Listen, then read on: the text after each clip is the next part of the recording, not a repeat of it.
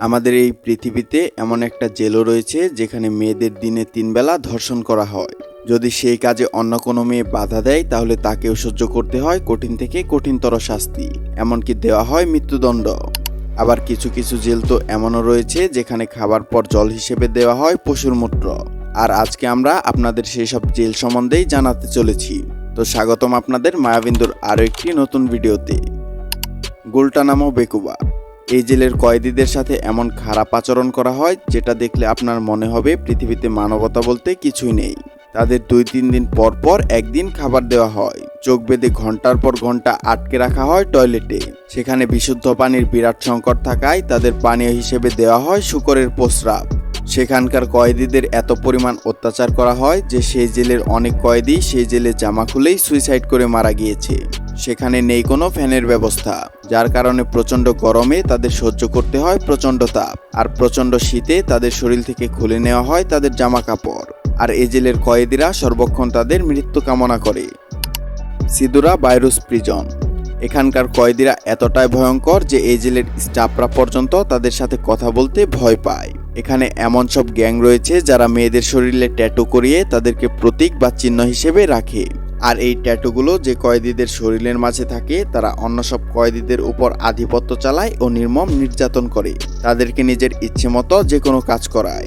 এমনকি অন্য জেল থেকে মেয়ে কয়েদিদের জোর করে ধরে এনে তাদের সাথে শারীরিক সম্পর্ক করে থাকে। আর এতে যদি কোনো মেয়ে বাধা দেয় তাহলে তাদেরকে ভয়ঙ্করভাবে শাস্তি দেওয়া হয়, এমনকি মারধরও করা হয়। তাদেরকে মাঝে মাঝে মারতে মারতে মেরেও ফেলা হয়। ডিয়ারবাকির প্রিজন তুর্কি।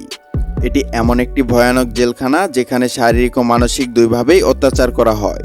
এখানে মেয়েদের সাথে জোর করে শারীরিক সম্পর্ক করাটা যেন সাধারণ বিষয়। পুরুষদের পেটানো হয় হাত পা বেঁধে, ঘন্টার পর ঘন্টা উল্টো করে ঝুলিয়ে রাখা হয় অন্ধকার কক্ষে। তাদের ঠিকমতো খাবারও দেওয়া হয় না। খাবার পানীয় হিসেবে দেওয়া হয় ড্রেনের নোংরা ময়লা পানি, যার কারণে তাদের শরীরে বাসা বাঁধে বিভিন্ন ধরনের রোগ ব্যাধি, আর তারা বিভিন্ন ভয়ঙ্কর রোগে আক্রান্ত হয়ে মারা যায়। অনেক সময় তাদের গলায় দড়ি দিয়েও ঝুলিয়ে দেওয়া হয়, আর ঠিক মারা যাওয়ার আগ মুহূর্তে তাদের নামিয়ে নেওয়া হয় সেখান থেকে। এমনকি হাত পা বেঁধে পানিতে ডুবিয়ে দেওয়া হয় তাদেরকে। গিটারমা সেন্ট্রাল প্রিজম রায়ন্দা। এই জায়গাটি দেখলে কোনোভাবেই বোঝার উপায় নেই এটি একটি জেলখানা।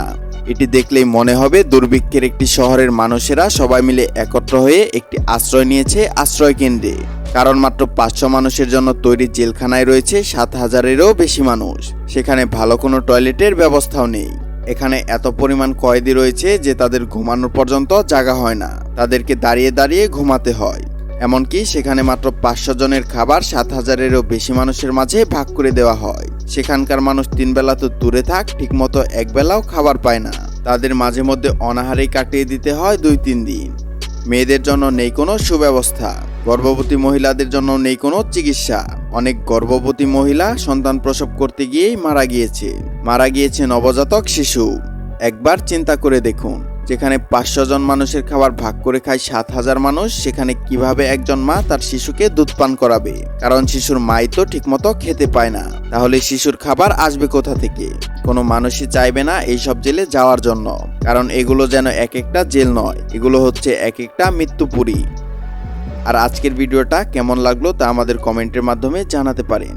আর আপনি যদি এমনই রহস্য রোমাঞ্চ ও আনকমন ভিডিও দেখতে ভালোবাসেন তাহলে মায়াবিন্দু চ্যানেলটি সাবস্ক্রাইব করে রাখতে পারেন। ধন্যবাদ।